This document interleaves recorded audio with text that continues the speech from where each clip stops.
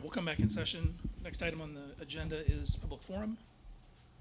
Mr. Chair, I have not received any requests to address the board. Okay. Consent agenda, this is all board meeting minutes. I believe there's nothing else on there. Yeah, this is, oh, and the resolution for the bank account. So this is 6 regular and executive session minutes, and then resolution to remove Mr. Ernster from the signer card and add Mr. McCarthy to the signer card. Does anybody have any questions on any of that? Want to pull anything out? No? Okay, so I'll make the motion to approve the consent agenda as submitted. Is there a second? Second. Okay, all in favor?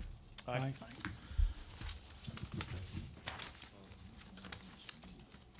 Gabe, you're back up again.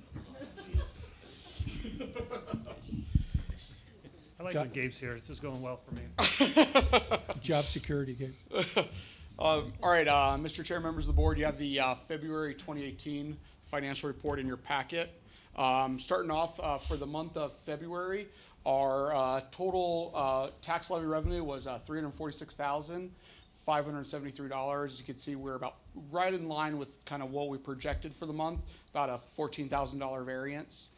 On the non-levy side, we did see $24,282, which is kind of considerably off from what our budget was of $187,000. As I kind of alluded to in the budget workshop, I had a few kind of components that affected that. The largest one being the ambulance revenue with the accrual adjustment, as well as just some collection issues. So I'm kind of diving into that and seeing what we can get that turned around relatively quickly. Yeah, one point to add there, we did lose a staff member in ambulance billing, and I would say that's probably the biggest reason for us seeing that decrease in collection. On the personnel side, total expenses were at $906,000, which was slightly over budget, $22,574. Vehicles and equipment under budget at $50,000. Utilities and communications was under budget at $17,592. And managerial expenses were under budget by $20,015. Our budget for the month was $86,059. And capital and contingency, $48,716 was expended for capital. As I kind of mentioned earlier in my report, or I'm sorry, in the budget workshop, that we're not utilizing that contingencies, that $200,000 board contingency that has not been utilized. So.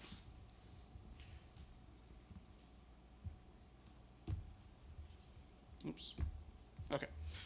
Fiscal year to date, total revenue year to date is at 11.6 million. Our current budget is 11 million year to date, so we are trending over. On the expense side, our total expenses are 9,312,000, a budget of 11,294,000. One of the biggest areas that we're seeing, actually 2 big areas that we're seeing kind of variance in our budget to actuals, one on the personnel side, as well as capital and contingency. Mainly, there are some capital projects that we did have planned for this year that have been deferred, as well as some timing on some capital expenditures is another reason for that variance. But as I kind of mentioned too, I do anticipate a surplus at the end of this year, which will be used to fund not only that capital initial funding for the capital fund, but also make up some of that $500,000 carryover balance that I had mentioned. Percentage of expenses compared to budget, our actual, we've expended 55% with 45% remaining. And where the money's going, again, personnel, as you saw from the budget, the majority of our expenses are in personnel at 81% of total expenses. Managerial and operations are at 7%. And capital and contingency at 5%. Finally, kind of balance sheet year over year, we ended the month of February with $7.5 million in cash compared to $5.7 the previous year. Receivables or other assets have dropped from $853,000 to $634, and our total liabilities have decreased about $550,000 from $4 million to $3,450,000. Unless there's any other questions, that concludes the February report. So board one, I will add, down at a meeting at the in Phoenix yesterday. It goes so fast. Yesterday. There is some delays in the wildland billing. If you remember, we talked about prompt pay. We had a great year for 1 year where the money flowed correctly and we got quick turnaround and all the money. We didn't have these large outlays of cash owed to us for wildland deployments. That worked really well. I think talking to the state forester, they wanted, they took an average and said $16 million would be the number they need in a balance to be able to keep the money going in and out. And they said, how about 2 or 4 million? And so you could imagine there's a little cash flow problem there.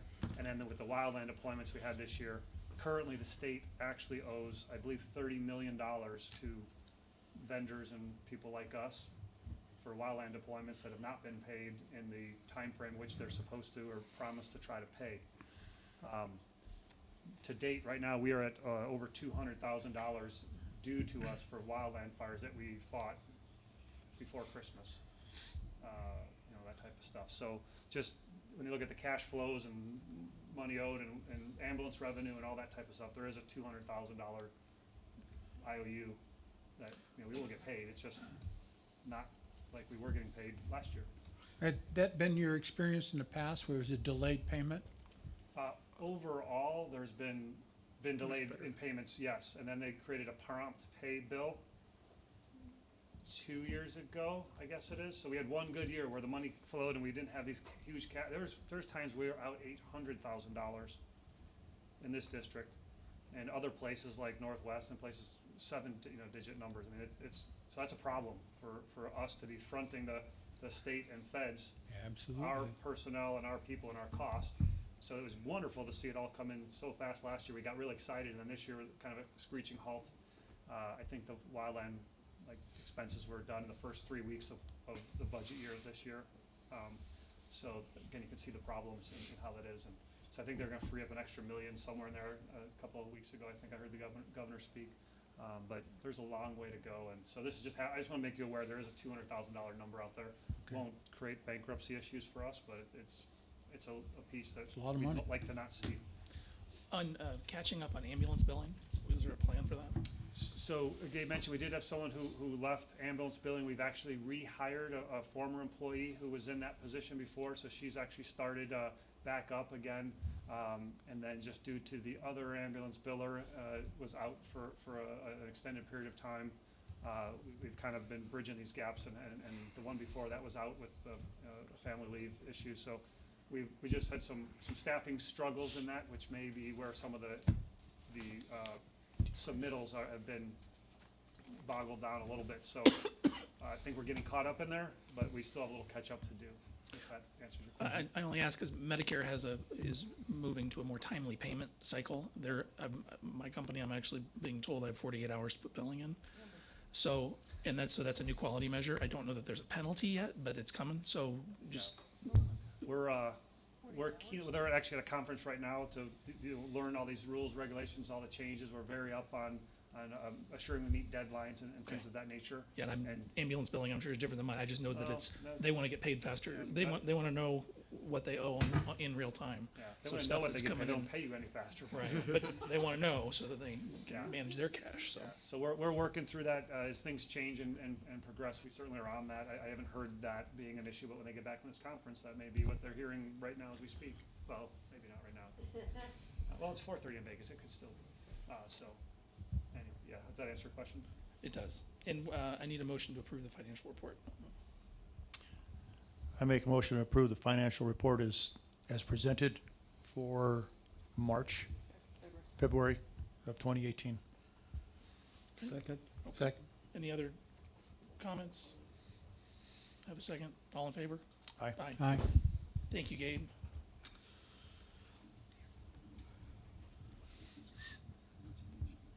All right.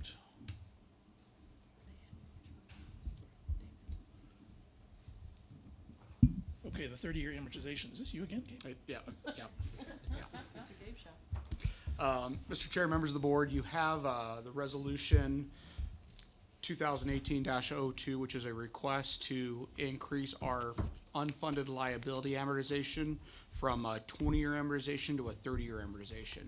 Last legislative cycle, the legislator passed a bill that allowed public safety agencies within PSPRS to make a one-time election to a 30-year amortization, and that election has to be made by July 1 of 2018. I recommend the board approve this resolution, allowing the option to go to a 30-year amortization. And I say allowing the option to go. We will continue to pay at the 20-year rate, which is what I presented in the budget, which is what our budget projections are based upon, is the 20-year rate. But we're only given a narrow window to basically opt into the flexibility to pay it over a longer period of time. So it's kind of that we're gonna refinance it at 30-year, but continue to pay it at the 15-year if you want to kind of equate it to home finance. But it allows us that option, that minimum that has to be paid, to be lowered in the case of any financial constraints or unforeseen circumstances. And the next item is kind of one of those unforeseen circumstances. All these projections, everything we've done is based upon our knowns now.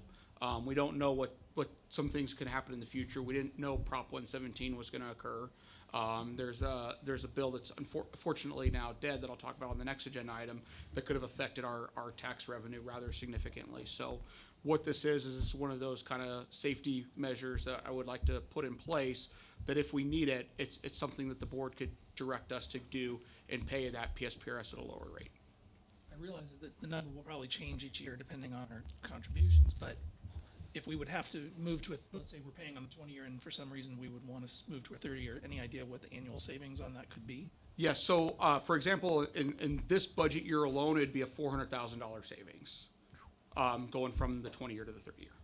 So obviously that number could potentially increase given our covered payroll, but if our liability fund balance our unfunded liability gets paid down quicker, like our earnings in the fund outperform the actuarial assumptions, then that unfunded liability could decrease, and then that savings may not be as great. But if we went from 20 to 30 this year, you say $400,000? Correct. I'm not advocating it either, because paying now or paying later, all we're doing is paying more interest. Correct. But it would be a $400,000 impact today, Wow, savings. okay. And do we have the ability to flex between the 20 and the 30 at any given time? Yes, so really in public safety, PSPRS's eyes, we are on a 30-year amortization, 30-year payment schedule. They will still publish our 20-year rate, so we can still know that we're gonna pay at the 20-year rate and pay that down quicker. But as far as they're concerned, our minimum payment now is the 30-year rate. So, Oh, okay. and we can go anywhere in between. Obviously, we don't want to be changing within the fiscal year. Correct. But we'd like to make a decision as part of the budget process going forward, and then we'll continue that through the fiscal year. So Gabe, would so if we elect to do this and the actuarial for our pension fund and the audit, will that impact our audit as on paper anyway, as far as what our liability looks like on the audit, or will it not change? No, the unfunded liability won't change, just the rate that we're paying off that liability will change. But that won't affect, it won't affect the unfunded liability. So we won't go to a different percentage, funded or unfunded? No. Okay. Any other questions, thoughts, motions? Yeah, I motion we accept the 30-year amortization rate for unfunded liability as it applies to the PSPRS pension system. Resolution Resolution number 2018. 2018-02. Okay, is there a second? Second. Okay. Any further discussion? All in favor? Aye. Okay.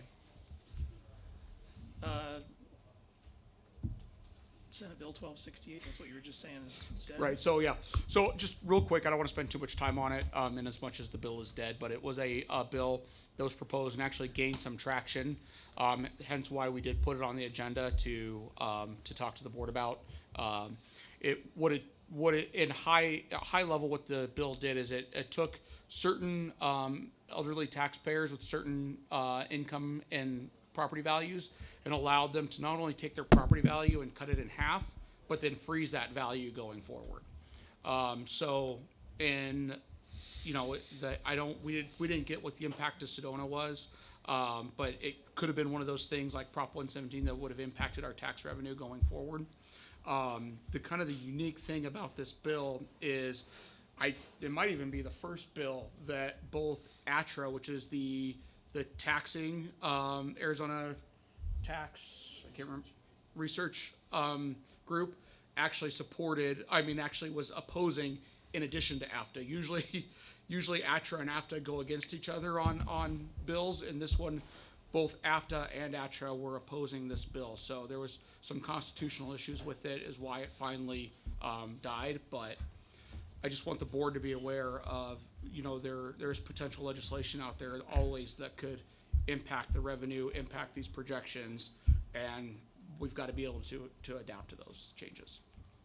Just a comment that often the legislation that is not successful comes back to haunt you. And this was unintended consequences, and I think that's why it died. All right, thank you. All right, next item, Gabe? Nope, I'm done now. Oh, all right. All right, let's note it is now 5:30, 1 hour and a half. I am gonna look like a rock star. All right, our fire chief report for the month. As presented, you can see we were actually pretty busy, 349 calls for the month, for a short month, 28 days obviously, so pretty much tracking in most all the categories there, as you would see and expect. As you look at the backcountry rescues and such, we certainly have had a very busy time this season with 7 backcountry rescues compared to 2 last year this time of year, so busy stuff. Looking at the call response time, so as we've talked last month a little bit about average and percentile, our average response time for the month for 130 emergency calls was 6 minutes and 3 seconds. I want to remind everyone that that's 6 minutes and 3 seconds for the entire response. That's the 911 call, that's the turnout time, and that's the response time that goes with that. And then when we look at the 90th percentile, which is what we measure going up against in the accreditation world. So 90% of the time we've got to all of our emergency calls in 11 minutes and 51 seconds. It's a much better barometer. You know, the number's higher than obviously the average, which you would imagine, right? The average is 50%, so we're adding 40% of the calls being calculated in there. You see an average of 11 minutes and 51 seconds. And we'll begin to track that number and see how that goes and understand what that is. And Jeff, you want anything else about Fractile? All right, nailed it, I guess. So it's a great tool for us to begin to look at. And I will say in the Fractile world, there's differences in expectations of a response for a urban department, a suburban department, a rural department, Or a and a combination. wilderness. So these calls all include, you know, well, we're not urban, but we would consider suburban in some areas, urban in other areas, or rural in other areas, I'm sorry, and wilderness certainly in a bunch of other areas. So this is an aggregate of all those calls, but each of those categories actually has different expectations to respond to those type of calls, and the distance and the time it would take to get to a wilderness call different than a suburban or urban response. Does that make sense? Mhm. Look at the incident by station. We actually have 2 months in there because last month we did not have the January stats, so you can just see those there, and all those bars look to be about the same as you normally see. Incident by time of day, you certainly see where those come in and how busy things are there. And community risk continues to be busy and provide all the work that they're doing there. And in the interest of time, I will just continue on unless there's questions. And the grants are there. We're about ready to decide on the pulse point and make that decision. Actually, we're due to make that decision here quick because the grant is going to expire if we don't accept it. I believe we've got agreement for the other neighboring agencies to the cost share on that. And so we're excited to see that come through and become a reality for us if at all possible. The other grants they're pending. In the training report, we just talk a little bit about telecom. We've got Bob here today. One of his members did some training for all operations folks on the radio system and the radios themselves. We had some blue card training for some new operational members. We talked last month about sending our guys to the train the trainer recertification. This was actually training our people, things like that. So you see the things going through there. Our one and only Division Chief Ed Mazulis did some Verde Valley Medical Skills Labs training and good stuff there.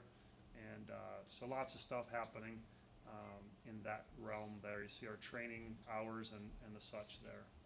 You see a great little thank you letter from somebody who says, thank you for taking care of my daughter when she had a heat stroke last summer at the hotel, and she's doing well now, so that's good to see, and we appreciate hearing how people are doing post interventions by Sedona Fire medical folks.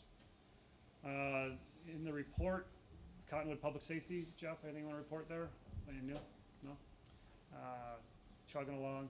Route 66 Wellness Challenge. Betty, do you have a final tallies at all yet or no? I don't have the final number, but we did have 24 of our members participate for 6 weeks. We're well over probably 8 million steps, do you think? At least. At least. So it was a lot of steps. I think we ended up probably in 5th place, 5th place out of, I think, 13 or 14 agencies, I think. which is good because we had a lot of great folks taking a whole lot of steps. So it was a good activity, a way to bring everybody together, and some of the costs of the tracking devices that some of our members paid is being reimbursed through our wellness grant through Blue Cross Blue Shield. So there was no cost to the agency at all for this endeavor, and it improved the health, I believe, of at least 24 of us. Got a lot of steps in, man. It's kind of weird. Now this week I'm not actually tracking my steps. I kind of feel weird not looking at my app every day. How many steps do I got? It's starting to twitch. But good team building approach and definitely good health stuff that goes with it. Presentation, years of service. I just want to recognize some of our folks. We have 2 folks that received 10-year pins this month. Captain Brian Ford and firefighter medic Todd Miranda. Both have received their 10-year in the fire service here awards for Sedona Fire District. And then the 5-year awards were given to Kyle West, Isaiah Moore, and Mark Howard. All received their 5-year awards. So just cool to see folks hit those milestones and recognize them for hard work and well done jobs for all that we do here. I don't think I have anything else under Fire Chief's report, and if you have any questions, I'm excited to answer them. Nope. You're in trouble, All right. Gabe. I'm rocking this one. You're still on. All right, the reorg. I'll have Betty turn us over to Betty in a second here, but we've done some reorganization. You've certainly met 2 of our most wonderful new employees. We mentioned that we had Amy Hedman start in ambulance billing, and I think we had her here last month. Did we bring her in, or I can't remember if we did. Don't remember. I can't don't think so. remember. Anyway, she was with us, left for a while, and she's back again. But I will turn over to Betty to talk about the reorg that we've done and where we are today. Well, as you probably are aware, we have one retirement that is impending. Well, she Right did now. retire, let's be clear. She did retire. She did retire, We just but didn't let her she, leave. we're blessed to have her back for a few months because we needed to fill her spot. So that created some opportunities. We have another member of the staff who is leaving. That's the HR manager, who is leaving at the end of May. So because of those departures, we really wanted to look at the best organizational structure moving forward. Something we tried to do last fall was bring in an office manager. You probably remember that concept. It didn't come to fruition, but I think we're better because it didn't. Because now we have found a good person in Heidi moving forward, and we've changed that title from office manager to administrative services manager to elevate it a little bit and to pick up for the HR manager who's leaving the supervision of a lot of the administrative staff, the hourly staff. So that's the transition going on right now. Also, to help backfill Trish's position, we've brought Carrie on to pick up those tasks. The other change with your HR manager leaving are the actual HR manager, the HR tasks. So we're going to be moving our payroll person, who's been here, I believe, 12 years now, Kiona, over to HR Specialist 3, elevating her position and taking on those tasks. And we're in the midst right now of recruiting for a payroll person to fill her. So I believe you received the document that showed some of those job changes and the job title things going on there. It is, I believe, going to be a stronger team for our organization, and the net result is about a $10,000 decrease in just wages, not even including benefits. So it's a win-win, and with the people we have found, a win. It's a triple net win for us. Any questions from anyone on the board? We're excited. It's been a week. week that we've had Heidi here, and things, as I said earlier, are going really well. We've had 2.5 days here with Carrie, but Tricia's working side by side and is confident we're in great hands, and we're going to really continue to elevate our expectations and organizational effectiveness. And so we're excited for that. And so it's just another way we're working to become more efficient. We're seeing a cost savings, even with the reorg and changing some of those folks, and having Heidi in that management position and on the team at that level, I think will provide some great opportunities for us, and so we're excited. So with that, we'll continue on unless you have any questions.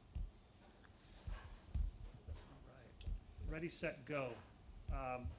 As we've talked about wildland revenue, board member or Chairman Montgomery, we certainly have the expectation of another banner wildland season. We've had some significant drought. Most of the folks we talk to, when they say, hey, how's the wildland season going to be? The answer is the worst one ever. And then we wait and see what really happens. And they say, we really can't tell you that afterwards. If it doesn't rain enough, it's terrible because it's dry. If it rains too much, the fuels grew too much and they're ripe and ready to go. So it's a chasing the tail moment as I'm learning that system still. All indications are that this year will be a bad year, and people are very worried about where that's at. So as an organization, we've been trying to elevate our campaign and awareness for education and proactiveness upon the part of our residents. And so with that, I'll turn over to John to talk about Ready, Set, Go, and where we can be as an organization, where you can be as board members, good role models, and where we want our public to be. I think we've mentioned this in the past, the Ready, Set, Go program. It's a joint effort, U.S. Forest Service, Department of Forestry, county governments, local fire departments, sheriff's offices. We've all made a concerted effort to have a coherent approach to a single message, so we're not out saying different things. That message is Ready, Set, Go. And Ready, Set, Go really talks about being prepared, ready, get ready before fire season gets here, set when things are happening, be ready to move, or set to move on in a moment's notice, and go when you're told to go. Don't dilly-dally, go. But the ready portion of it is what we're dealing with right now. It really plays into our wildfire preparedness, creating defensible space around your house, having a list of things made that as a fire approaches, you should probably start getting packed up and ready to go. So it really promotes the personal responsibility portion of it and getting people to take action before wildfire season gets here. We have worked very hard with the city. Marty at the city has done an awesome job developing some press releases and publications that are going out. There's going to be radio spots, social media, just an overall media blitz, getting people to get ready prior to fire season getting here. That plays in nicely with our Firewise cleanup coming up in May, and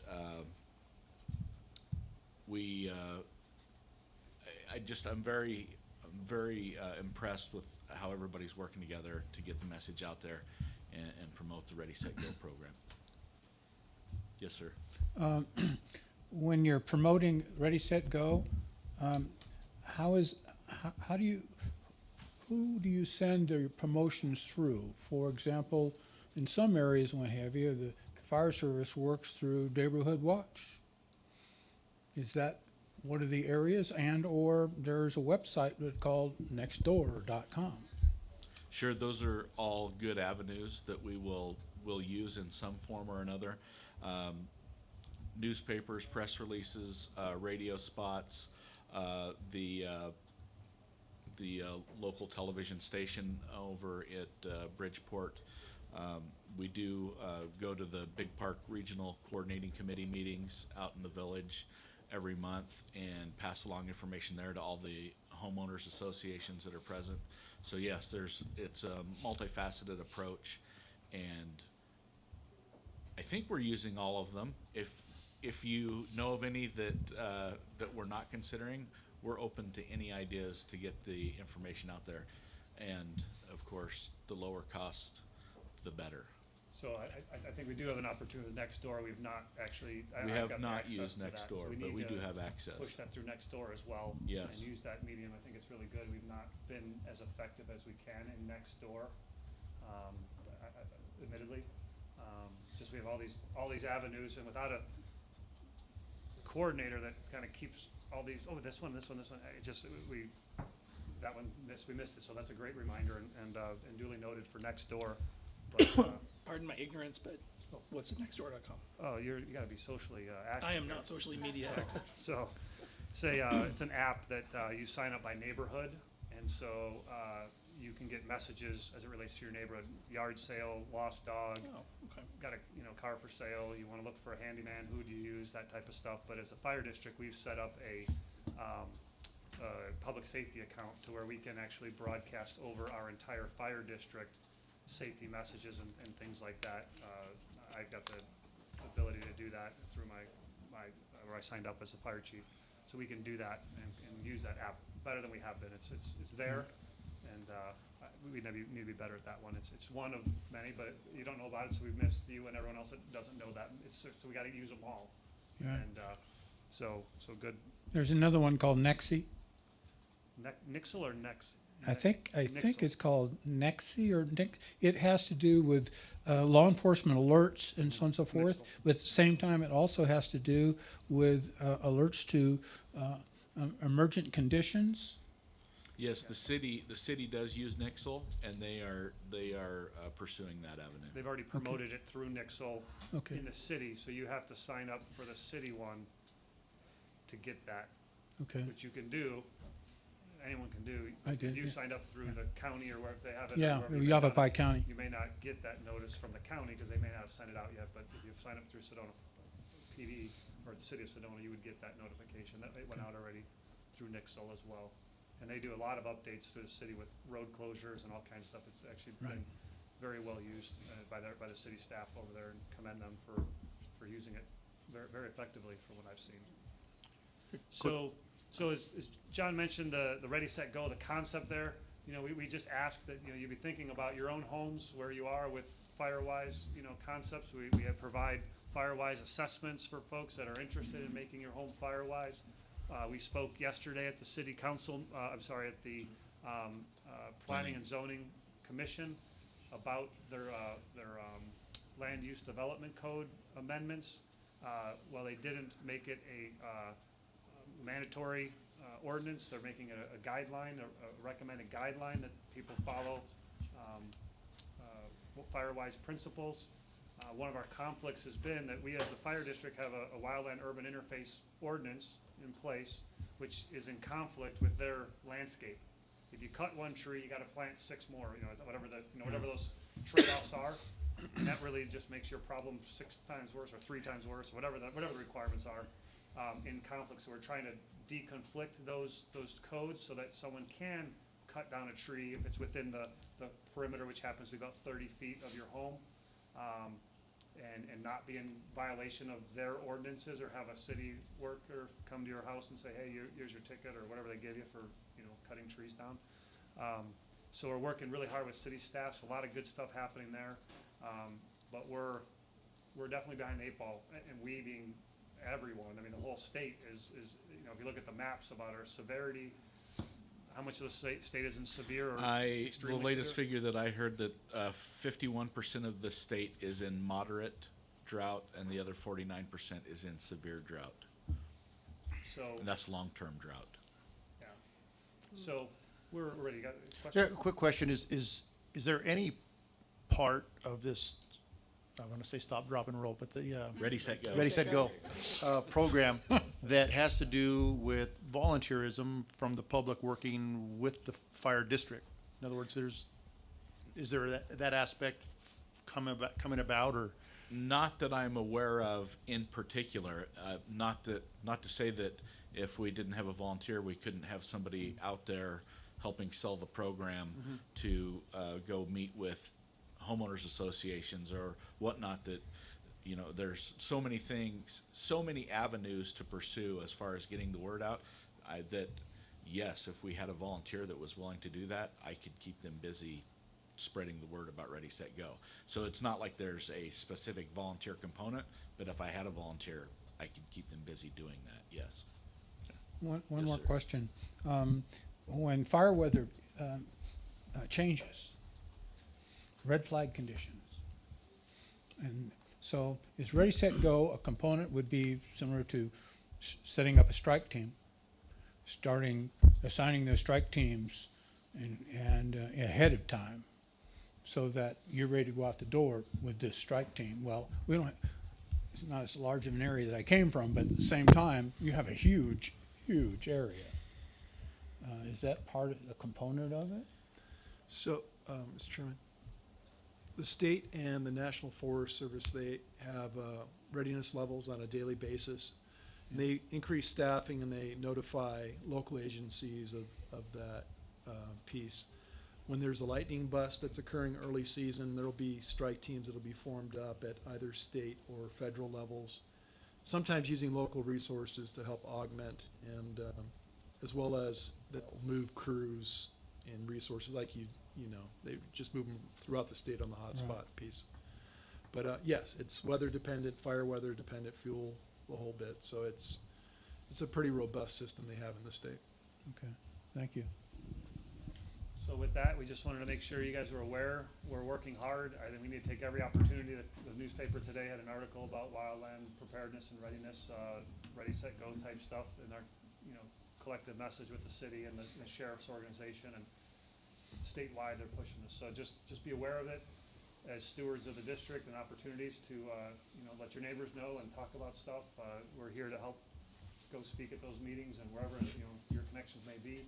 And promote and do as best as we can to make our community as safe as possible, but it's a very large undertaking to be successful at it as a single entity, and we could have 1,000 firefighters, and I don't know what kind of impact we'd really make to make us prepared. It's private land and mostly and things like that. So, all right, with that, I don't have anything else on Ready, Set, Go. I'm turning it over to Thank you. Assistant Chief Pie Sheriff for the rest of the items here. So we've got several purchase orders to get through. I assume all budgeted items. That's what I saw when I read through. Is that correct? All budgeted items? Yes, Okay.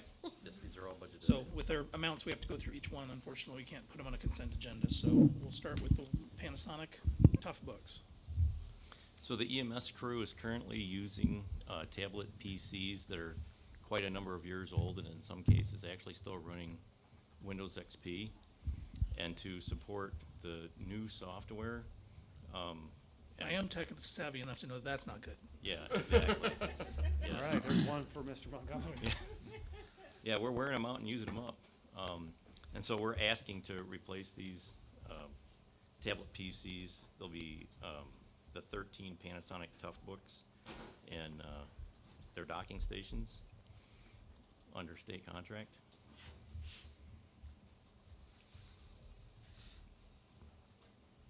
So, and I noticed you put something in here about using an iPad and that other places do. Will you just talk a bit to that? Because these are more expensive than your average computer. They are, the iPads are more of a commercial user kind of a product. They will not last through the abusive environment that EMS will put them through. And the Panasonic Toughbooks have, and ToughPads have proven themselves over the years with their military spec on basically, putting up with abuse, that they can last through that abuse. And that, in our opinion, it's well worth the money spent for those. How many years have the ones we have now been in use? More than 7. Wow. Okay. We've got 12 in service, 6 are over 6 years old, and the other one's in between that time frame. One other piece is the iPad concept. It doesn't do well in heat. So when you leave it in the cab and you don't have the air conditioner rolling and blowing on it, or you take it outside and you're trying to use it, it doesn't really filter well in sunlight. And with direct sunlight, it'll overheat and shut down on you. The mil spec product is by far the most resilient and dependable. Okay. I had the opportunity to look at that several years ago, and the Tough Book utilized by the military, especially special operations, military and what have you, they can drop it from several feet, as you mentioned, cold, wet, hot, and what have you. And it worked out well, and I believe several agencies that I'm familiar with have adopted it. Okay. Any other discussion or motion? I'll make the motion. I move to approve purchase order 10999 in the amount not to exceed $69,004.16 as budgeted. Second. Okay, any further discussion? All in favor? Aye. Aye. All right, next item. So the next item is to replace the servers that we need for our email system and our virtualized storage system. And so, again, we're dealing with replacing aging equipment and trying to realize some savings in doing that. The email system is becoming more and more of a high priority, high uptime, resilient kind of a service. Whereas before, you know, in years gone past, email wasn't as essential as it does seem to be today. And especially using things like active 911 and ways of interacting with the crew utilize, you know, email to a greater extent than used to be. And so we need to have a redundant server environment for the email system now to keep the uptime up to where it needs to be. And so that's part of what we're buying. And then the other part has to do with our virtualized server environment, which is now on VMware. And so with the VMware, we were able to have, you know, a ratio of close to 11 to 13 virtualized servers on a physical server. But to actually upgrade the VMware, the licensing alone to upgrade the VMware would be over $100,000, which we thought was quite excessive for what, you know, it did for us. And so with the new platform, we would be going to a Microsoft Hyper-V, which is part of our Microsoft Enterprise Agreement. And so we would utilize, you know, great savings in moving to that platform at the same time replacing hardware that's over 7 years old.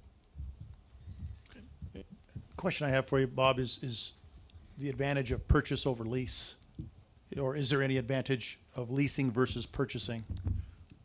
Well, you will lose your government contract discount because you're going to then be financing it through, you know, through a third party, which is then going to tack on interest, you know, so I would say no.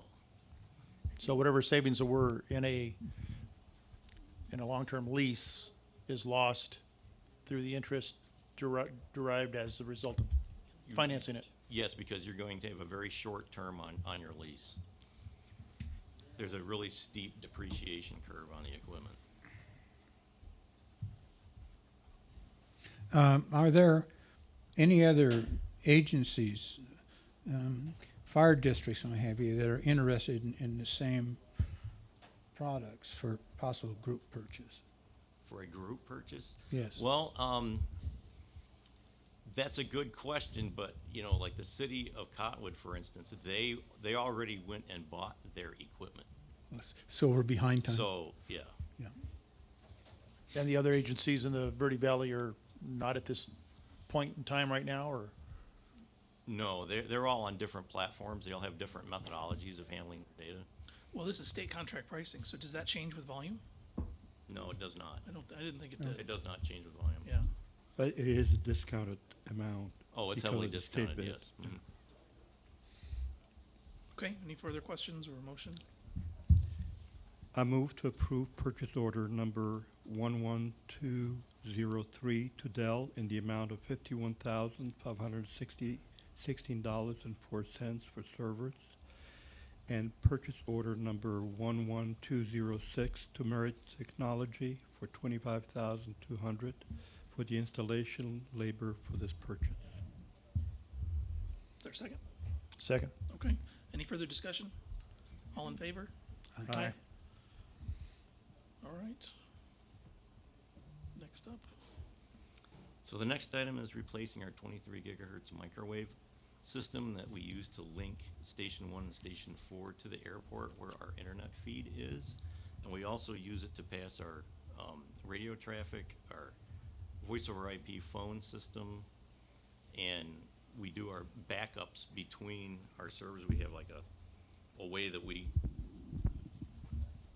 have a way that we do off-site backup, and all of that data passes through these microwave networks. And so this particular set of microwave links handles that connection, and what we have now is, shall I say, fading fast. And so this purchase, which is on state contract, will allow us to replace our aging equipment. Bob, what's the life expectancy of this, of all these electronics? I mean, it's probably hard to say, because they could be outdated tomorrow, but Okay, so I would expect, 10 years out of this equipment. this whole group here, Yes. as For- opposed, for- as opposed to what we've had right now for about average 7 years, Well, now, or is that totally different? Now, the microwave system that we've had up and running that we're in the middle of replacing, because if you recall on the capital plan, we had the microwave upgrade project, right? Some of this microwave was installed in the year 2004. Okay. And so we've been doing this incrementally instead of all at once. And so this is one of the increments.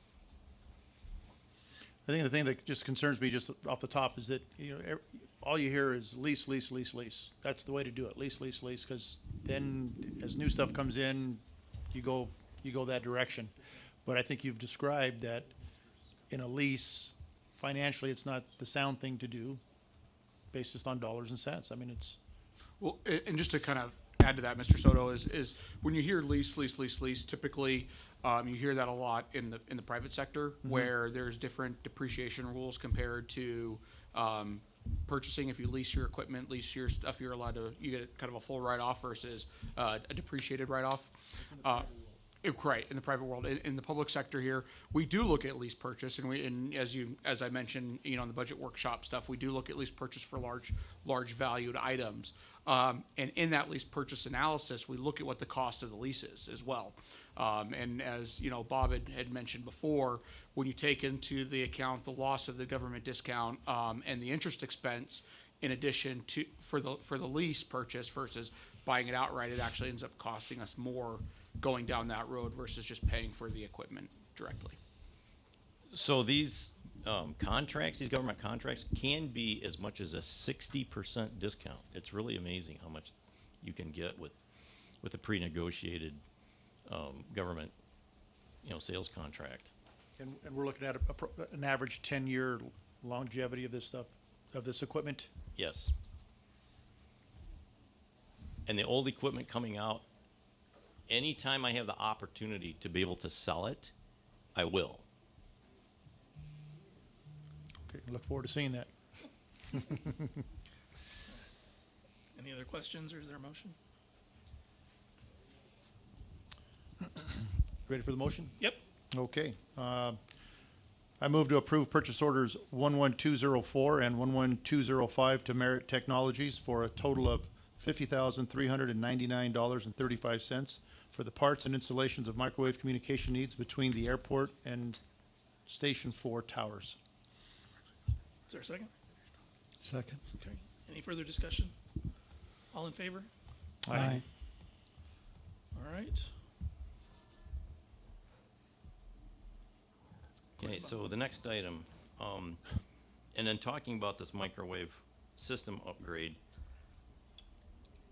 since we were not able to hire and keep our telecom technician, we're still out looking for that position. We need help in the labor area at SFD Telecom. And so in searching for an appropriate vendor to help us with this, we found one here in town that basically meets all of our requirements, and we've been happy with their work over 14 years that I've worked with them.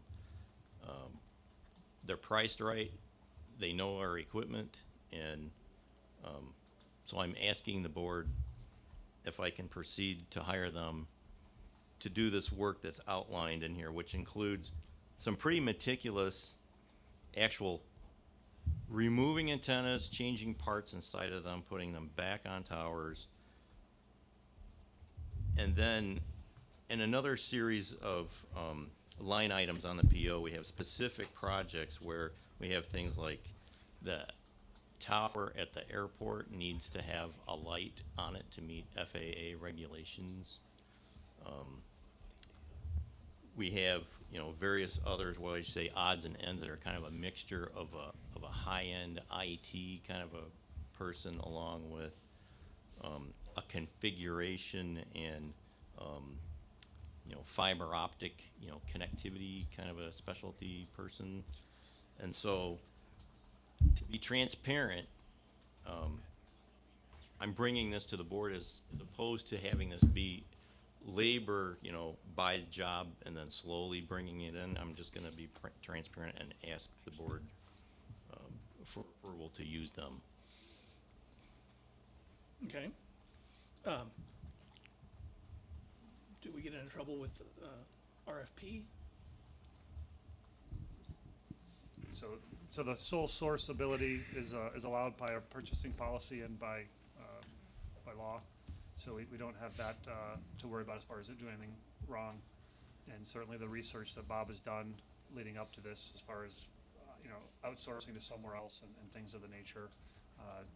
This timely work needs to get done. We've got experience with these folks. They know our system, so the learning curve, all that ties into where we are to get this job done in a timely manner. But this all fits in the budget. All budgeted items. That's They're all all budgeted. projects that were supposed to be done, trying to get done, and we had a telecom person that was here for a short period of time that is not here anymore. And so we've got this, you know, a person. that- So we have the position, we just don't have the body. Correct. So We it's a had the body budgeted for a little position. while And don't have the body anymore. And so we're not getting some of this work done. That's why we need to contract some of that out. And to be honest with you, contracting out some of that work is, you know, sometimes, you know, the way to go. I mean, it's Well, we've been- expensive. It's sometimes cheaper than, you know, It took us how long to fill that position? 13 months. Yeah, and so I wouldn't anticipate we're gonna fill it tomorrow. no. So we get a lot of applications though from Malaysia and Paraguay and I don't know. Morocco. Morocco. So we got a lot of international interest for this position apparently.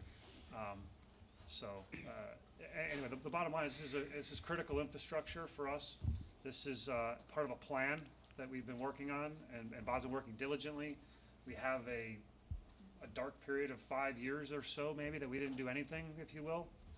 Not related to Bob not wanting to do it, but because of funding and financing options that were presented by, you know, board budgeting principles at the time. And so we're now trying to play catch up here. And we didn't mention this, I don't believe, unless I didn't hear it, that we don't typically have these large projects at the beginning quarters of our budget because of the cash flow difficulties we have by the way our taxes come in. So we tend to put these larger projects towards the end. Part of this was designed that hopefully our new hire would be able to help facilitate some of these projects. That fell through. But you're seeing some of these projects all being kind of bunched into this board meeting here and talking today because we need to have the cash flow to make these things happen. And telecommunication stuff is just not inexpensive. And it's not a go to Best Buy and plug in a router, call the Apple store and try to make it work. This is highly technical stuff. The equipment that Bob works on has to be their safety measures as it relates to the, you know, the microwave and the things like that. So you have to have qualified technicians, and you just can't go to the Quick Mart and find the guy sitting out front and say, "Come help me hold this thing while I screw this in." So as much as some folks might think, this is, you know, can't we just, you know, hire my buddy does telecom stuff. He works for a phone company. That's not what we're talking about here. These are different animals, much like the lease and the public-private. There's just so many variances here that we're working hard to address all of those. And if someone thinks we're sitting in the dark and didn't think of a lease or didn't look at this option and tried to find the most expensive one, that they're sorely mistaken. We're working to make sure we have qualified folks with the best equipment that is right for the job, that is the most cost-effective. And that's what Bob does very, very well. And again, we've told you this before, but our system's in place. If put in a vendor, say, hey, company X, or maybe one that starts with an M, ends in an A, and said, give me a quote for a system and go build it, it exceeds what our budget is, our entire budget. It would be more than that. So we're saving considerable amount of money by Bob's engineering abilities and skills and expertise and knowledge with 28 plus years or 30, I don't know, I forget what it is, in the field. So we're really lucky to have found Bob and holding on to him where he's highly sought after in the public or private sector is what we're talking about here. So I don't know if a little bit off topic, but No. I'm passionate. Well, what I would like to say is that you address a point that I had a concern with, and that is the cash flow. It's mind-boggling once I added all these up, what they come up to. And to know that they were requested as a budgeted item back in January, February, when we were going through all this exercise, and then approved for last year's budget, and only to find that they're all coming up now, as opposed to, as you prioritize and the need comes about, we get them in. And that way we can capitalize on this new equipment much sooner. But as you explained it, it can't always be done that way. Yeah, there's And other I- projects, and Bob didn't sit around waiting for March 21st to happen and go, well, I should probably get to work now and get the rest of my projects done. He's been Right. quite busy. No. He puts out more fires than our folks do. Yeah. Sometimes literally, but definitely figuratively. Yeah, So it's, when can you squeeze this in? And then all the things that he has on his calendar get shifted when something actually does catch on fire. Yeah. Again, figuratively, he has to prioritize and move things, and so we're constantly, his division is very difficult to just go, here's the calendar, here's what we're gonna do, and here's how it's gonna go. Training, much easier to control that, Yeah. His is not that way. well, I hope they know how to climb towers. You have to be certified to climb towers, you have to actually have a certification and recertification. Right, that every- costs a lot of money if you Yeah. get somebody who will climb those towers. And carry insurance with us named on their insurance policy. Bob, And- I want and to. furthermore, I do want to say thank you, though, for the job you've done. I mean, there's a lot of stuff in here that way over what I would even comprehend, but, and then to make it all talk to each other so it works is the key thing, so, thank you. Mr. Chair, if I may just add one little piece to this too, is this kind of is the premise behind the capital replacement fund, and knowing that those funds are gonna be there, when the projects are needed, and so there's less of a need to time it based on our tax revenue collection. But also the other piece is the board involvement, not only through the budget process, but now. Even with the new capital replacement fund proposal, there's still gonna be the component of these purchase orders coming to the board for approval on a case-by-case basis. So although we're putting the big plan in place, there's still gonna be the case-by-case approval, but then also the other biggest component is the cash flow aspect of it is now taken out of the operating cash flow, and it's now in its own fund. So Right. I think that's a very critical component to again, the operation, and again, moving us continual improvement.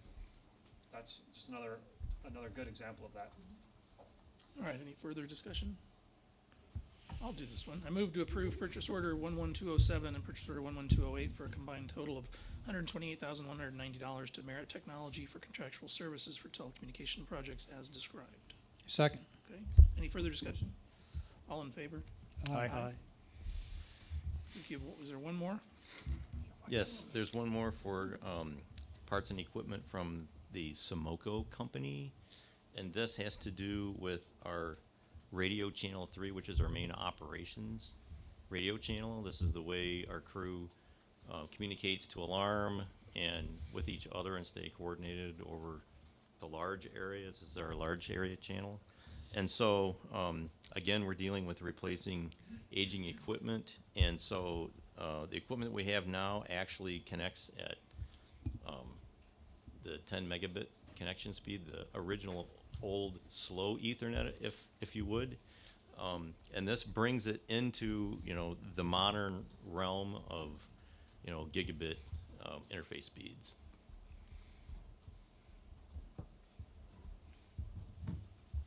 I did say, you said it's not supported anymore. It's not a supportable item. So it means if it breaks, it's, If it breaks, then we're buying this kind of equipment, then we're gonna have to figure out how to do it one at a time. okay. in crisis mode. Yeah. It's usually cheaper in crisis mode or more I expensive? have one spare left. I have one spare device left. So, you Seen know, on eBay maybe? Or- well, I have had to do that. Yes, I've heard. Did it come from Malaysia or Morocco or one of these guys could bring some parts with him maybe? That's why he wants the There job. you go. There you go. There you go. All right, any further discussion or a motion? I'll make the motion. I move to approve purchase order 11209 to Simico EMEA in the amount of $44,484.39 for necessary Channel 3 radio infrastructure repairs and technology upgrades. Is there a second? Second. Okay, any further discussion? All in favor? Aye. Aye. All right.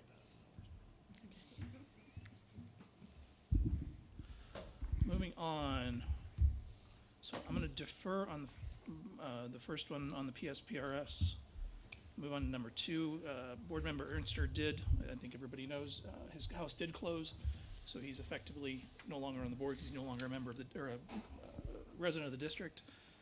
He did send us a resignation letter just for purposes of closure. I think we should vote to accept the resignation, though it's automatic with him moving out of the district. But I'll go ahead and make the motion to accept the resignation of Board Member Tim Ernster. Second? Okay, any discussion? Yes, I have a question. I'm not sure, being new, the procedure. We have someone that sat on this board for a long time and who has a wealth of knowledge and so on and so forth. We have to replace, right? Right, so we have to vote to get him off the board first. Okay, all right. That's So the next I'll item.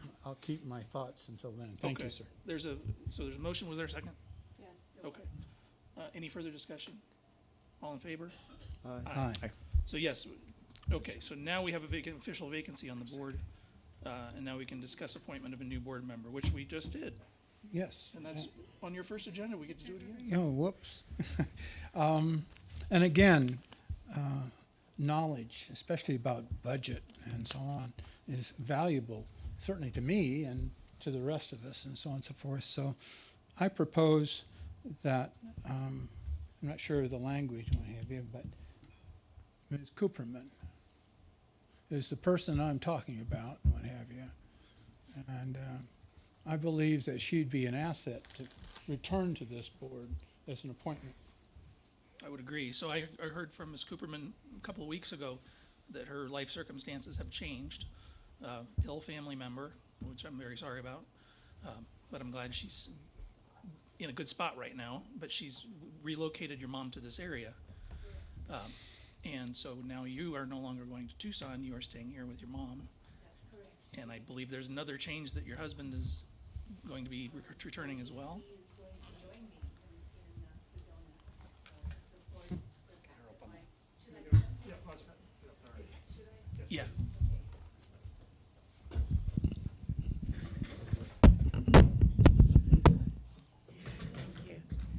Yeah, so as you know, I resigned from the board in December because I was going to join my husband down in Tucson, where he's been working for 6 months.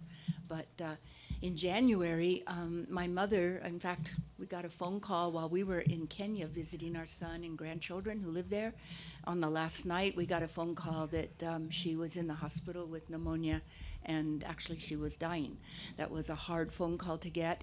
By the time I was able to get by her side in the Bay Area, she had overcome that crisis with the help of modern medicine, and I'm pleased to report that. But the family, my extended family, felt that it would be best if she moved to our area so that I could be given, she had some decline with the pneumonia, so I could be there for her. And we found an excellent place in Cottonwood. And so she relocated in February last month. And as a result, I will be staying in Sedona. My husband is going to come up in 1 month. He gave notice to his job in Tucson today, and he'll be joining me, and we'll be together as a family and also take care of my mom. And you still own your house, you still own your house here in Sedona. And we still own our house here and an office here, yes, because I've kept my practice active. I appreciate very much, Board Member Eugene, what you've said about that I do have 6 years of experience in the board with the budgetary process and also policies. And so I'd be very ready to rejoin the board. We certainly, Yeah. you know, after it took the couple months of what we just went through with trying to replace a board member and how difficult that can be to have somebody who has recent experience and long experience on the board. I guarantee you, we were all sorry to see you go, but life gets in the way sometimes. But a little serendipity to bring you back to us, I think that's fantastic. To Well, be able thank to you. hit the ground now in the middle of the budget process, and you know, I just think it makes perfect sense for you to come back on the board. I spoke to the attorney. This is not, it doesn't happen a lot, but it has happened on other boards before. It happened to Camp Verde not too long ago. They had a board member leave and then was asked to come back. So there's precedent for it. Our board policies allow the board to dictate any way we want to appoint a board member. The policy has a suggested way, which is what we usually follow, but there's no declaration that is how the board has to proceed. The board can use any method they want to select a board member. So if you are willing to rejoin the board, would you like to make the motion since you, I've never made a motion. well, this should be a great first one. It would just be, the board appoints her back to the fire board. I make a motion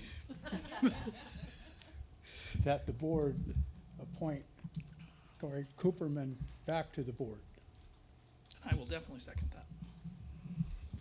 Any further discussion? Or just to be, just, Designate the position. I think I have to put her on the board first, and then we can discuss whether it's going to be, The vacancy to be filled. to fill Mr. Ernster's position. Is that what you mean? Yes, well, so amend the motion that she's filling Mr. Ernster's position.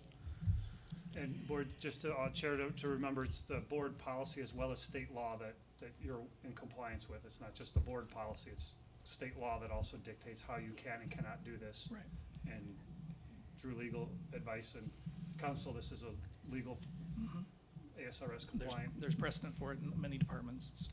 So just want to make sure we, not just board policy, but also But statute. we're in line with our own policy as well as statute. So, there's a motion, there's a second discussion. All in favor? Aye. Welcome back to the board. Oh, that's It'd be wonderful. wonderful It's to have really you an back. honor to return to the board, and thank you for your approval of my doing that. Now, Thank you. I will put you on the spot and ask, I'm gonna go back to the first item in this agenda is, well, there's two items in this agenda. We need a clerk and we need a PSPRS representative, which is both those positions you held previously. Yes. Would you like to think about that? We can vote it at the next meeting or make a determination. Would you like to throw your hat in the ring for either of those? Clerk is something that I've enjoyed doing, and being kind of second to you and taking, your place at times when you're not able to be here. I would like that. I wouldn't mind spreading the wealth a little bit, even though I did do PSPRS for a number of years. It might be helpful to have another board member do it. If that is not, if another board member does not want to, I certainly could take that on as well. Well, I guess my suggestion is at the next meeting, we'll make a motion and a vote to fill the clerk position. I just wanted to know how you Okay. felt about it. Oh, very good. Maybe we won't do it right this second. And it also is nice to know that maybe you aren't interested in PSPRS, and we can have a conversation about that since that's on the agenda right now. Very good. Okay? Okay. Well, thank you very much. I look forward to being up there with you. We're very glad to have you And back. being back to supporting SFD. So that does require that we'll have to swear you in, and we'll have to have you do That's open meeting law right. training. Yes. All of the above as a newly appointed board member, so welcome Very to all good. that fun. Yeah, before I get sworn in. Well, The you need to do that training. before you get sworn in, and then we'll take your official oath, Uh-huh. anytime 24 hours after you do your training, Okay, and we'd be happy to, okay. that's- I'll connect with you about I'll be happy. that training. I think I have your number still. Okay. Well, thank you all. All right, thank you. I promise to practice and making motions. All right, so back to PSPRS for a second. We do need to find somebody to sit on that board. It needs to be one of the board members, is that correct? Well, technically, it probably does not need to be. I think the statute actually says that you as the board chair have the ability or the right or requirement to actually appoint somebody to the board. It's always been a board member. I actually don't believe, based upon our last PSPRS meeting, that it actually has to even be a board member. Technically, you could appoint anybody. Is that correct, if you recall? It has to be a resident. Well, of correct. the There- fire district. Yes, not just anybody, but it doesn't have to be a board member technically. But the Well- resident that's, The statute changed, I think, last year. It used to be that automatically, the statute changed recently, and it used to be that the board clerk was automatically appointed to that position, but now it just says the designee, either the chairman or his or her designee. So, I think it makes sense to have someone on the Well, board, I will but put that's it out up to there you. for the current board members. Is anyone interested in serving on that committee? I'd be interested. Okay. All right, we have a volunteer. I can appoint you whether you volunteer or not, I guess. But I'm trying to be a nice guy. I want to so- volunteer. You want to volunteer, all right. So Dave will be our PSPRS representative. Is that, I don't know if that's something so we have to vote on. I is would it? just say there probably should be a motion, just to formalize it. Yeah. Yeah, Just to but formalize you it. have to make the motion, Todd. Okay, It's so- your designee. So I move that Dave Soto be the fire board representative to the PSPRS local board pursuant to ARS 38847.3. I second. Okay, any further discussion? Last chance. Actually, not even your last chance. All right, all in favor? Aye. All Thank you. right. Mr. Montgomery, I think you're gonna wanna actually table, like, maybe officially table item number, whatever that is, number D1. Or not D1, I'm sorry. No, D1 we did, D2 we did, Four. D3 we did, D4 So we're gonna D4, if you table wanna formally table that, Yeah. if we just wanna table that, as a next month. process, not just ignore it. All right. If you choose to do that, I'm not, Yeah, no, we're gonna wait and we'll vote for a clerk at the next meeting. Fire board workshop, Dave. Fire board workshop. The workshop was postponed last month. But what it is, in fact, is just basically an opportunity for the board to discuss future agenda-sized items, things that we may be coming up across. It's not a workshop where any action will be taken, but merely to discuss with other entities that we deal with throughout the course of the year, albeit the chief, our financial advisor, our human resources, operations, fire, community, fire prevention officer, and so on and so forth. But it just gives us the ability to come together as a cohesive unit to kind of foresee what may be coming down the pipe based on past trends. So I think it's something that most every organization has, and it's something that we haven't had for quite a while. So I'm interested in bringing that back. The month of March is about over. We're in the middle of the budgetary process, so we may be looking at mid-April, perhaps. I'd have to check with the chief to see what his calendar looks like, and then to throw together some sort of temporary agenda-sized items, what would be on this thing, and then ship it out to everybody to see what dates would best suit everyone. so, yeah, there's, Previously, we were looking at was it an all-day? It'll be a single day, all-dayer, Okay. you know. It doesn't have to be a weekend. Of course, that creates other logistical Well, it has to be an obstacles. open meeting. It has to be an open It has to be meeting. open. It has to be agendized, it has to be Yeah. all that. So, probably a weekday, and then we'd have to find out what would be the best weekday for all involved. No Wednesdays, okay.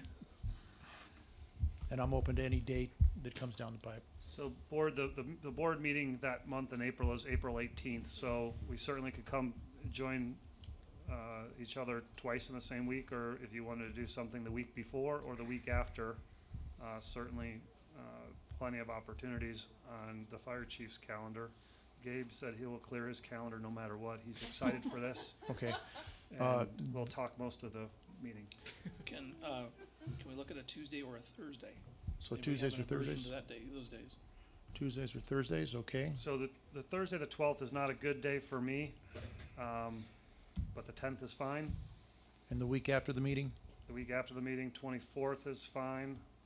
26th is not, I have a meeting in the afternoon that I So should four share, so- 24, which is a Tuesday, and, is that Or- correct? Yeah, or 4:10. Or 4:10, which is the Tuesday before the meeting? Yeah. Yeah, I personally, those two things. One is,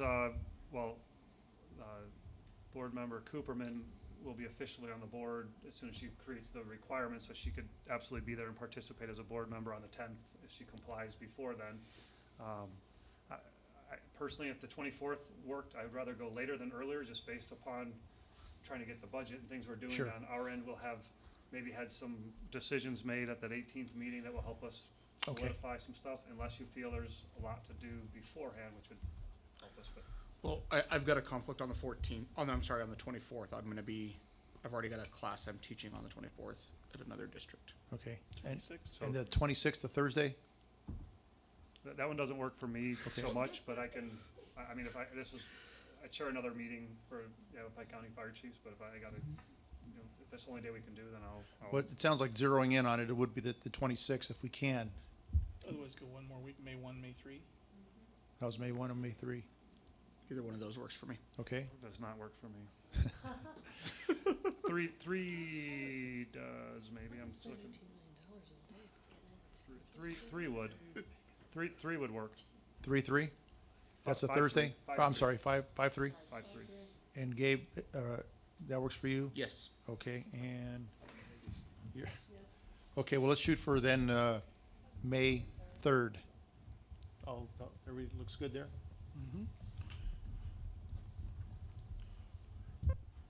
May 3rd it is. Okay, thank you, Mr. Soto, for putting that together, and, We'll work together on that. we have a good segue for the next item, so. You ready? I am. So- Technology, hang on. Technology, you're on Facebook? Yeah, I am. No. Do All right. you want that to be 9 o'clock, like 9 to 5, or would you prefer start earlier? 9 to 5 Nine- nine's good. If we can't pack it in and then, Yeah. 9 to 5 is fine. 9 to 5. So board, you were provided a very beautiful Sedona Fire District Fire Board Handbook. This is one of Tricia's parting gifts to the district.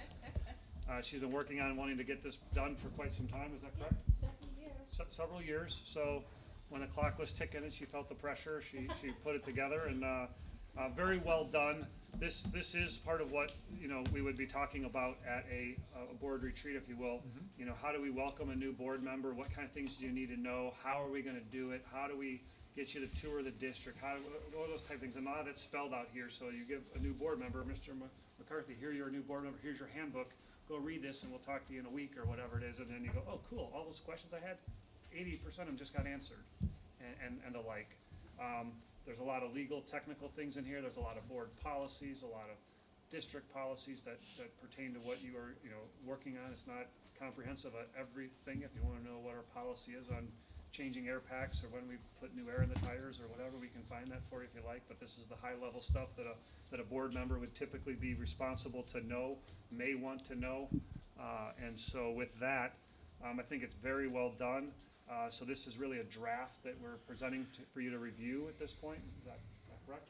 It is, because we want your input, because we want the board's input as well. So if you see something that is not there that you would want us to include, then certainly we want that feedback. And so we could either discuss it at the upcoming board workshop as a section, or you could put it on next month's agenda to discuss and finalize. I think that sounds great to have it at the workshop and then have it agenda-sized for approval, if you will, if in fact everything is in line.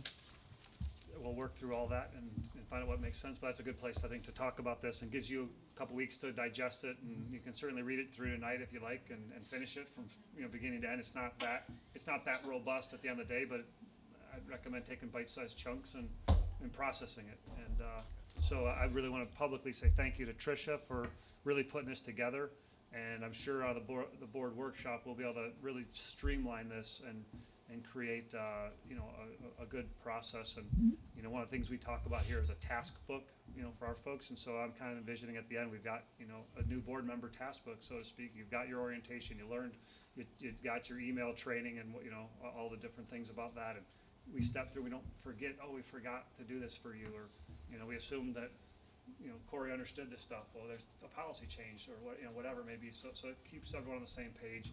There will be updates to this book as laws change and the such. So Annual review. so we'll kind of be subject to an annual review, and Carrie and Heidi are already working on a calendar for those type of things, and we'll show up with an annual review reminder at whatever month that may be. And it's good. We're really streamlining everything. So Given the number of books that I've received recently, I guess I have to go out and buy a new bookshelf, so. that is not compensable by the Sedona Fire District or the taxpayers, but you may need to definitely stow them appropriately. All right, thank you, Tricia, for doing that. You're welcome. All right, John? My safety message tonight is not necessarily just one message, it's a series of messages.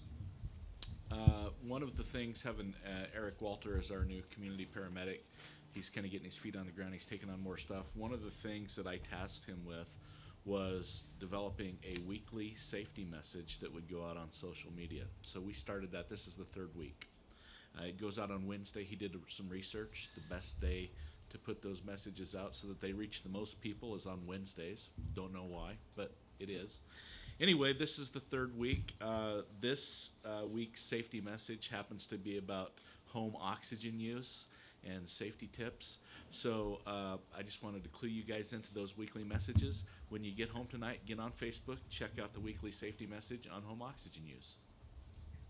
Thank you. All right, thank you. All right, we've got one more item for the board and for the chief. So we're going to executive session for review. Certainly. Okay, and so I'll just make the motion. I can read it. I vote to go into executive session relating to ARS 38-431-03, A1, A3, and A4 instructions to attorney. He's gonna be on the phone. No, there is no A3 or A4. Okay, so it's just A1. It's If, permitted. if you need to, then we'll need to get him on the phone. Right now, I would imagine we needed just an A1, which does not require the lawyer. If you decide that there's But I'm an just gonna A3, leave it- A4 need, I mean, you I'm can gonna- go into executive session under that, but if you don't need any legal advice. I'm then- gonna leave it on there then in case we need to call in for any reason. So A1, A3, and A4, instructions to attorney regarding fire chief's annual evaluation. Is there a second? Second. All in favor? Aye. All right, we're going to go to executive session. There's nothing else on the agenda after that besides adjournment, but we will come back and adjourn after executive session. So, board, if you'd like to stay down here, we could stay down here if you'd like. If most people are gonna go, I think that's fine. You wanna go to my office, that's great We too. can stay here. Stay right here. Oh, I was gonna stay. I guess I'm going to have to read Robert's Rules of Order. Well,